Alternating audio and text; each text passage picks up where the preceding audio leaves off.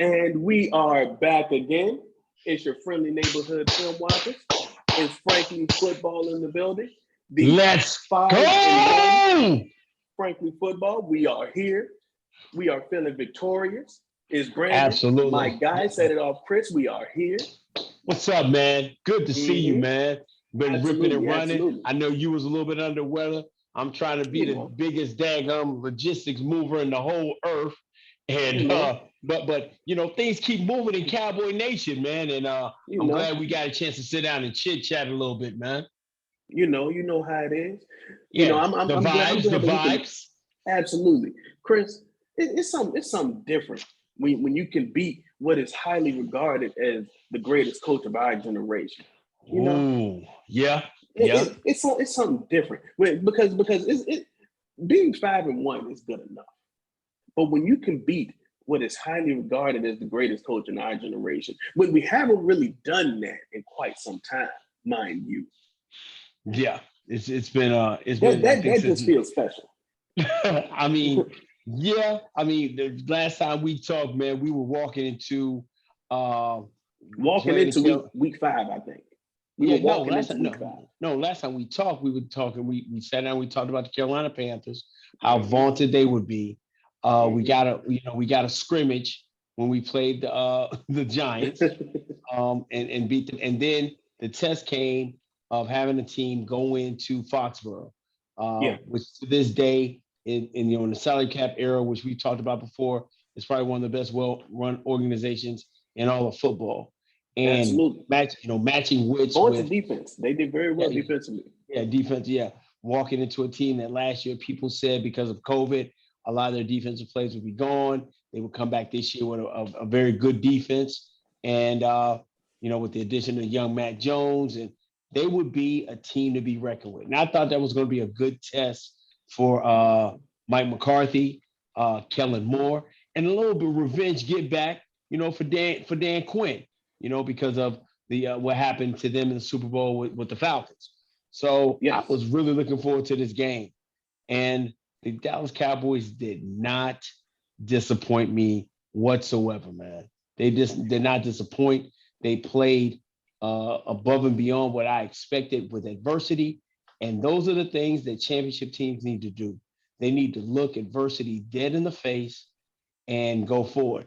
I was listening to the roundtable. Shout out to the roundtable, and Corey made a statement, said feelings ain't facts. And when you're feeling like, hey, it's not going your way, the fact of the matter is, man, when you've got 4 on the field, things are different, my dude. Things are different. And that's what I want people to understand. I think that Dak Prescott is one of those guys who should constantly be on people's minds and in the conversation when you're discussing those early to mid-season MVP candidates. Guys constantly talk about your Kyler Murrays, your Josh Allen, your Lamar Jacksons, and that's great. Those guys are definitely amazing in their own right, but Dak Prescott is forgotten in the mix of things. I guess would be the right wording in that conversation. Of course, he is running away with the comeback player of the year. That's all good and well, but that ain't the 3 letters that I'm worried about. Right now anyway. Right. And Dak is definitely. Should be mentioned in that conversation. Of course, it's boiled down in the last 8 or 9 years anyway to a quarterback only award. I think that it could be expanded. There are plenty of other guys who could be in conversation. I know one of which is on our own team on defense. No doubt. Another thing. Yeah. Also, a running back in Tennessee. It's plenty of other guys who could be in conversation for the MVP, but it really has become a quarterback award, and I don't see why Dak shouldn't be in that conversation. I think the conversation has moved from with MVP because you have, right now you got the reigning MVP in Aaron Rodgers up in Green Bay. You've got Patrick Mahomes who's still amazing. You got the guy who won the year, Lamar Jackson. But I think the question that we've all wanted to talk about with the tiers of quarterback is Ryan Dakota Prescott elite? Well, those questions have been answered. Yeah, He's that's elite. been answered. And yeah, I understand, but for those who I don't even think want that's not a question anymore. no, well, no, there's some Cowboy fans who want to argue, well, he did this or he's got too many turnovers. He got to be more, it's always something to nitpick at him. But at the end of the day, man, he's elite. He is one of the top 7. He's one of the top 7 quarterbacks in this league. And as long as you have him with you, there's never a time you feel as if you can't win a game. I mean, from week 1 to now, I felt he has had such great command of the offense. He gets everybody involved. There's not a person on this team. We were talking about last year before he got hurt, where we're going to have 3 1,000-yard receivers. And the problem is, I don't think you end up with 3 1,000-yard receivers. I just think you have so many people touching the ball that you don't know which poison to pick, man. You can die by gunshot, you can die by poison, you can die by drowning, you can die by fire. Rain lets you go ahead and pick it, and he's doing this thing every week, man. Absolutely, man. And with this team being so well rounded in every area, both offensively and defensively, there is no way to make this team one-dimensional. And the Patriots, even though they were able to limit the Cowboys' running attack, for example, Zeke had 70 yards on the ground. Right. I can't remember how many Tony Pollard had. I would have to look that up. Right. But that wasn't what we were used to seeing for the past 3 weeks before that.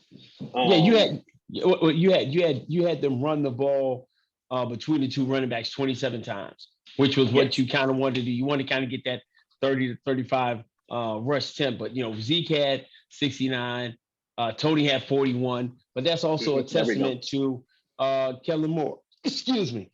Whew. Got a little sneezing. I'm sorry, family.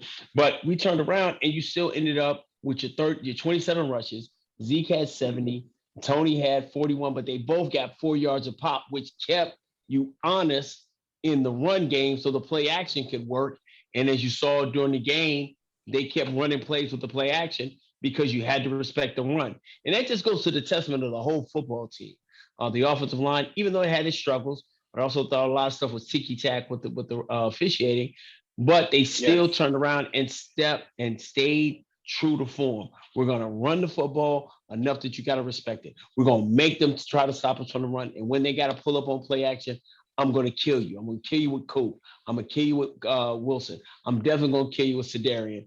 I'm going to kill you with Schultz. I'm going to kill you with Jarwin. And it just made just a combination of a full storm that even when your defense showed weakness, and we're going to talk about that a little bit later about people coming back, they were able to weather that and pull this game out in overtime. Absolutely, man. And you said it. The play calling. Shout out to Kellen Moore. You were able to see how the combination of expert play calling along with execution by the players on the field was able to amount to a win. If you saw, there was one play that happened once in the fourth quarter with about 3 or 4 minutes left. It was on like the drive before the Cowboys' last drive. And I think the play got called dead due to a flag. It was a roll, and this same play got called once again, which ended up winning the game for us. It was a play action rollout with a receiver doing a deep cross over. Cedric Wilson ended up running that play at first. Right. And then the play got called dead. You run that same exact play again, except with Sedarian, and wide open. Yeah, you see the expert play calling, but then the expert execution. Right. And this time a different tier receiver. Yeah, I mean, it's just to the fact of the matter they were able to see a weakness, and it just goes to the maturation process of Kellen Moore, but also the elevation of Rain being able to say, okay, hey, we see that working. Hey, let's go back to it. But now instead of we got the different chess pieces, we're going to put that piece on it. I think going back, like I said, we're going to talk a little bit more. We got a couple more people coming back that I think is going to even make this offense even more explosive because they give you a tier of weaponry that you don't have now, which elevates your football team. Speaking about some guys coming back, so I think that helps out a lot. But man, I'm super duper proud of where at being 5-1. We're just handling our business. We talked about this earlier in the year, and you go back to the videos because I knew it was going to age well. I knew we had 11 wins based from week 1 to week 12 when we go see Kansas City. And I figured we would have double-digit wins walking into that situation. And they have not disappointed. Matter of fact, they've continued to get better and better each week. And we're moving to our final form. And the crazy part about it, we're not even close to. We're not even but for my people that like anime, we ain't even Super Saiyan yet. We ain't Super Saiyan yet. The hair ain't even gold yet, Chris. The hair ain't even gold yet. Right. You haven't. Your hair ain't gold. You ain't doing nothing spectacular yet. You're just staying true to form and getting better and better each week, man. On every level, man. Who's your stand? I mean, outside of Rain, give me some of your standouts for the week. Man, Randy Gregory is. Yes. Randy Gregory is doing everything that he can to wow not just the fans that had faith in him during his tumultuous time dealing with the NFL's archaic. Absolutely. But yes, sir. Also wowing those who will be looking to procure his services next year. Listen, if we don't have a press conference in the next 5 to 6 days talking about we giving him some more bread, I'm gonna be upset. I'm gonna just go ahead and say that now. He needs to get paid during the bye week. That would be excellent.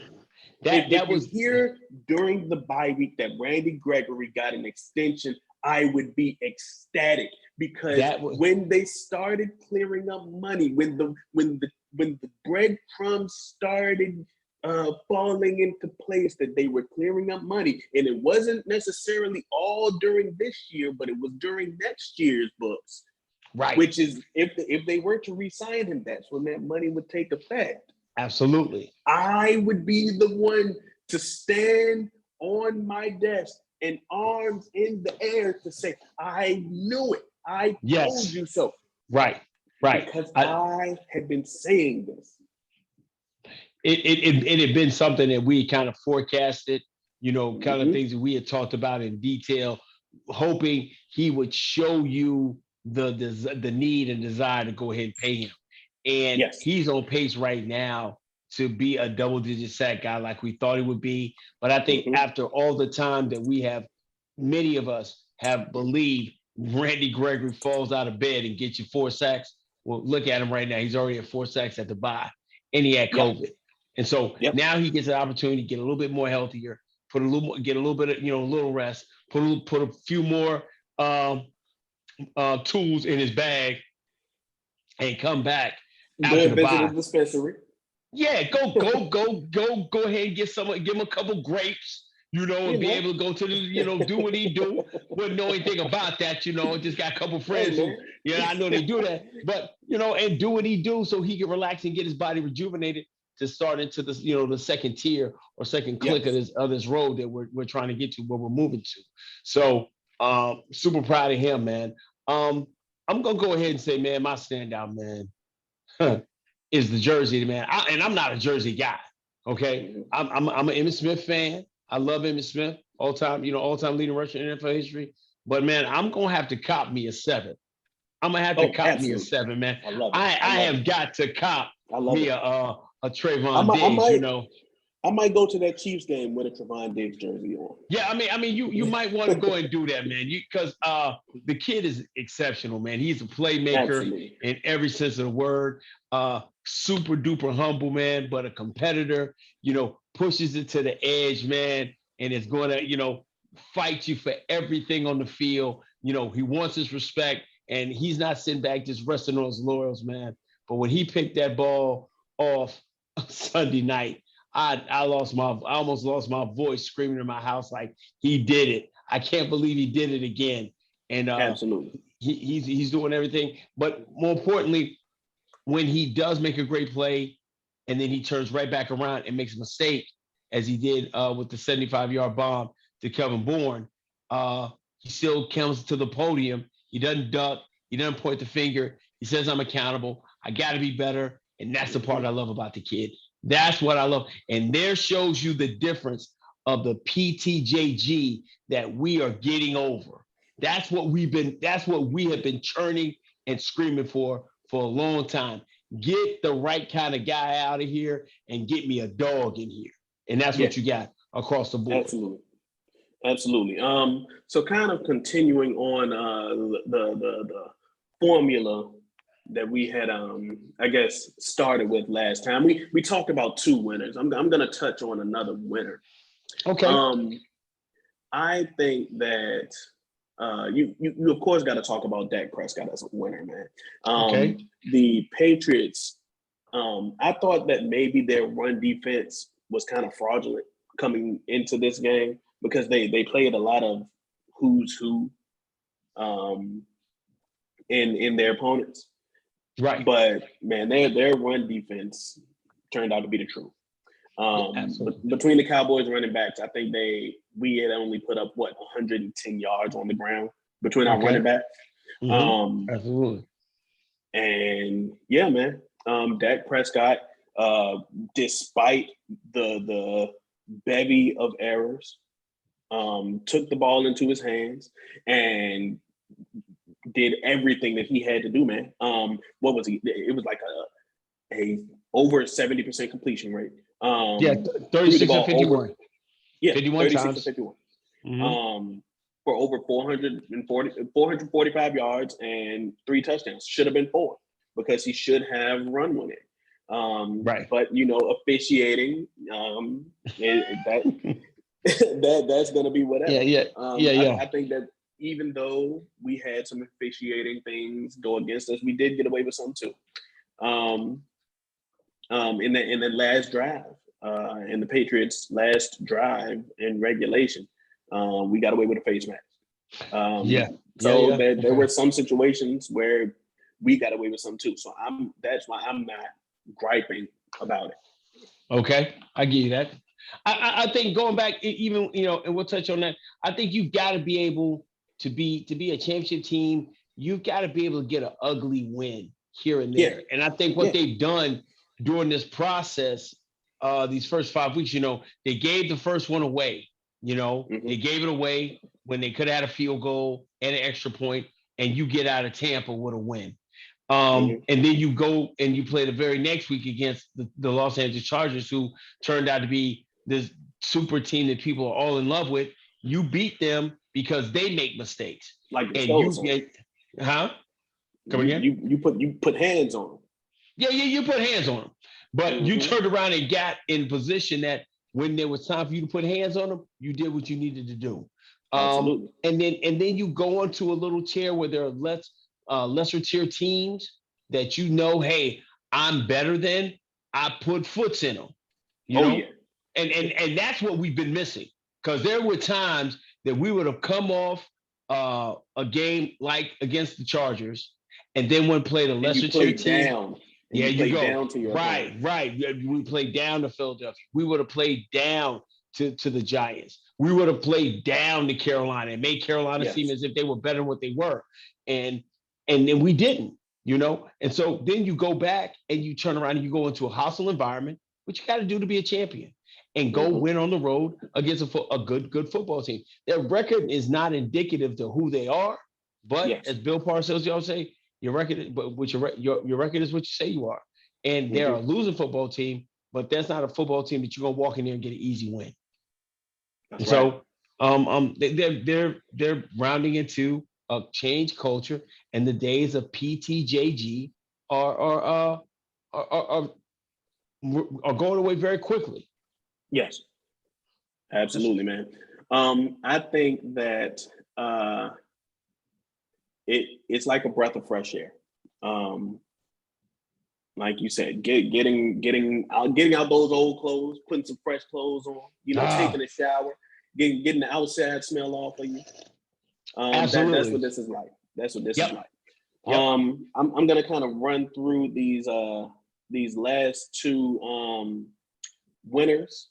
Okay. Because I wanted to get out 5 winners. CeeDee Lamb is definitely a winner. One thing that because we are both in Virginia, so this is kind of like Washington football territory.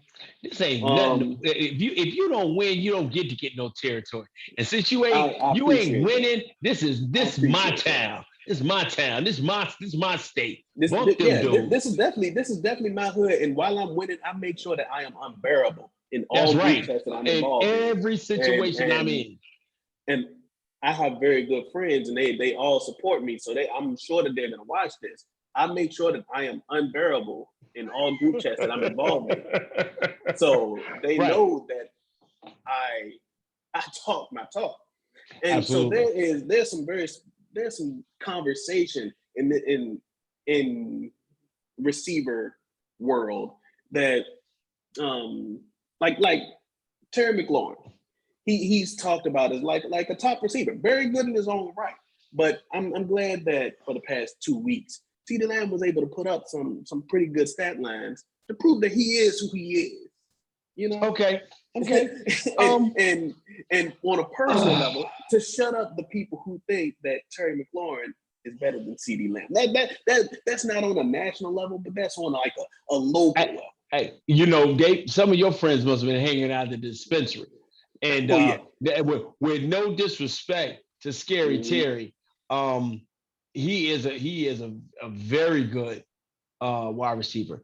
I don't think his arc is as great as Sedarian Lamb's arc, but the beautiful part about it is that CD is able to mature into being that number one because he doesn't have to do it right out the gate.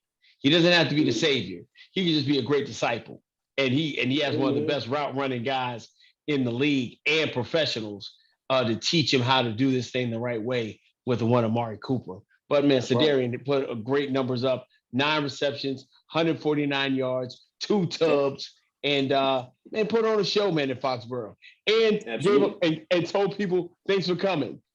Have a good one. You can't get a flag when the game over. No, you can't. Yeah, you can't get him with a tub when I already scored and it's over. Yeah, so it was a good deal. Absolutely. We mentioned Randy Gregory. We mentioned Trevon Diggs. So I think we got our defensive guys out of here. I think my last winner, it got to go to Cedric Wilson, man.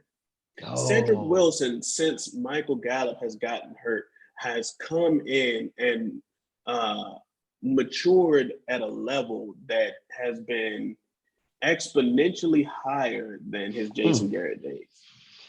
Okay. He since he was able to get onto the field, and not just do like that spot duty. Right. He's now been able to show that he is a very serviceable receiver, not just slot guy, but he can also perform on the outside. Yeah, I mean, he's got some of the surest hands outside of Amari Cooper on the football team. I trust him in situations. Him and Rain have great rapport, and his catches all game were tough, but no greater than the 4th and 4 catch he does in regulation to keep the drive going. Save the game. He saves the game, and you can't say anything bad about Cedric. It will make some people think that Michael Gallup is expendable. I beg to differ, but it also helps you realize you've got an arsenal of guys that if somebody goes down, the the drop off from my number one to my number four isn't as precipitous. Yeah, I like that word, as it would be in years past. Absolutely, I definitely agree. So now we got to talk about four losers. If there really was one per se. Okay. And you know what? I do think we got to talk about one. One kind of as a whole. We got to talk about this O line. This O line gave up a lot of penalties. I think was it 12 or was it 13 penalties this game? Okay, I'll say 12. I want to say 12. It was numerous penalties that pushed you back and kept you from really putting this game away a lot sooner than you had to.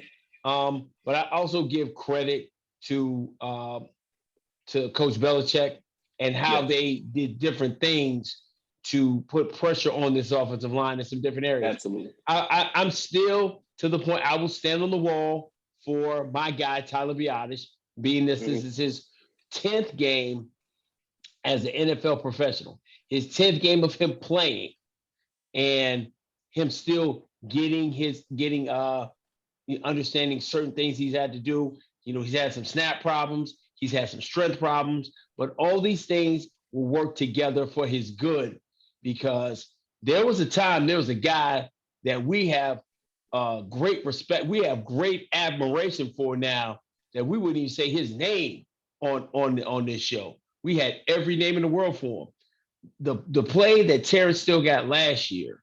Yeah. Pushed to, and I mean, he had a atrocious year. We had tinfoil, linoleum, tissue paper, turnstile. We had every name in the world for him. But as time went on, he ended up, being a guy that we now sit back and say, hey, he's serviceable. He's an NFL caliber offensive lineman. And, and some people are foolish enough to think, he's better than Lyle Collins, but, we're not one of those people. But we see that you get better in this league by playing. Absolutely. Especially with O-linemen, with playtime and with successful off seasons. They build up strength and size. Yep. Second loser. I think I would go with the defensive interior on the line. They gave up a lot of space and push to New England's interior O-lineman to allow Harris, their running back. He was able to get off a lot of successful runs because he had almost 6 yards of carry. He had 18. He had 18 rushes for 101 yards, and and he punished us in the middle. But that goes that harkens back to what we said before about some of the relief coming off the bye and guys hitting the rookie wall. Me and you like to talk about the GOAT, Jeff Heath. Always giving love to the GOAT. But Jeff Heath was the GOAT for 25 plays. Anything over 25 plays, Jeff Heath became a guy. And that goes back to our young stallions in the middle, Osa Odigizua, Brent Urban, Carlos Watkins, Bohanna, hitting a wall because these guys have been not asked to over the past. Two are rookies and two are pretty much journeymen or pretty much utility guys, and we're asking them to put in massive clock in the defense in the trenches, and it kind of showed its ugly head here in week 6. Absolutely, and it was something that got exposed later on as the game went on. You could see that guys got tired. Guys got gassed, especially on those longer drives. It was something that I hate to say they got exposed, but it reared its head as the game went on. It was, but to be honest with you, B, it was a weakness we knew coming in that they were going to, we wanted to shore up our defensive line, but playing that many games with two rookies and two veterans, that's why this thing was always set up to flow in waves. The flow and waves of having a Neville Gallimore, having a Tristan Hill, which Coach Quinn talked about earlier today when I was listening to a press conference, having them mixed into this rotation with Bohanna, with Osa, is going to prove for great dividends down the road for this football team. But on Sunday, they could have used them because it was getting their tails. Absolutely, man. But thankfully, they were able to hold on just long enough for us to get the W. Absolutely. And that's the main thing that matters. The wins are the most important stat. All right. Anything else that you want to talk about from this thing? Man. Super win, man. Super excited about what they did. You got your losers, your inside, both offense and the defensive line, interior. Mm-hmm. Got to get stronger. I don't think you really hit on it. Your one major loser, which was a young Connor Williams. I think Connor Williams really he had some areas where he just struggled. And it's been a repetitive issue, whereas a couple weeks back, you were ready to throw Tyler Biotis smooth out the club. Now, he in the club, he may be maybe have a drink or two, maybe dancing around a little bit. And I know you don't like him. You got your eye on him. The bouncer keeping an eye on him, though. Yeah, you're doing that. But what I'm seeing with young Connor is, hey, man, you need to go sit down somewhere, man. Yeah, he needs some water. He needs some water. He's a little bit out of his league. And I think, you aid the football team in playing a Connor McGovern at that left tackle. I mean, that left guard, and solidifying that interior of the line. Because as much as we love Travis was not an overpowering center. He was an extremely quick and smart center, but he was not an overpowering center. And the best offensive line we had was that year when we had 2016 when DeMarco Murray went for 1,800 yards, and you had a young Tyron, healthy Tyron Smith, an overpowering Ron Leary, Travis, a young up-and-coming Zach Martin, and, the most talked about and ostracized offensive lineman is the Doug Free anchoring that right tackle. I think you've got to get stronger in the interior part, and I think by putting Connor McGovern in the left guard does that for your football team. I've thought of my fourth loser. Okay, give it to me. Tony Pollard. Mm-hmm. Tony Pollard almost hurt Tyron Smith. Okay. And you almost made me spit my drink up. You almost made me spit my juice up, but okay. If he would have caused any lasting damage to Tyron Smith, Jerry Jones had snipers on the roof. He had a satellite phone with an untraceable number, just waiting for him to give the word. I mean, someone ready to drag the body. cousin Tony put us all in a gas by running up the back of Tyron Smith. But absolutely, I mean, great tape job by the trainer dude. He got an extra couple of dollars in his pocket by getting Tyron Smith back out there. Thank Ty Nsekhe, not for getting nobody killed in the few plays that he did play. But cousin Tony, we gotta talk to cousin Tony. Make sure you don't fall on him. Fall on anybody else on the field but him. But him. Yeah, absolutely. Yeah. Fall on somebody else on the other team, not him. Right. You can pick any of the other linemen to fall on. Just don't fall on him. Because exactly. Because Tyron has been playing like the demigod we've always thought he would be, and always has been over the years, and playing extremely well. Absolutely. So that's our fourth loser. No more losers? Absolutely. No, man. Let's move down to 3. This is the third game in a row. Well, not the third game in a row, but the third game this season where we've had a poor coaching decision. Mike McCarthy decided that he wanted to hold on to that second challenge flag. He wanted to take it home, Ah, and ah, and okay. just put it in his souvenir case. I think that on that 3rd and goal, where Dak was clearly inside of the end zone, that Mike should have thrown it. You can't take those Mm, home. mm. You might as well throw it. This lets me know. This lets me know your football mind is impeccable. Whereas all the other people are talking about the 4th and 1 at the beginning of the game, you're talking He about got rid of it. I mean, that caught the ball up right there. That's fine. right, We got to think about the play before that where he got right, in. right. Right. No, I'm talking. Most people thought about the 4th and 1 beginning of the game on the 35 where they got stopped short of the yard. I thought that was a tone setting, so I Yeah, don't get mad at him for that. Yo, throw. Hey, when you in there and you in the room and you playing spades, you got to set the tone. And he gonna go mm-hmm. ahead and crack the glass. The problem was he threw out too low of a spade, and Bill had a higher Absolutely. spade, and that's what trumped him.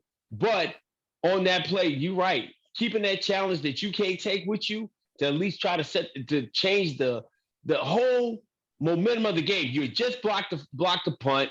If you score there, you turn around and now the game is you score points in there. It's like almost wasted.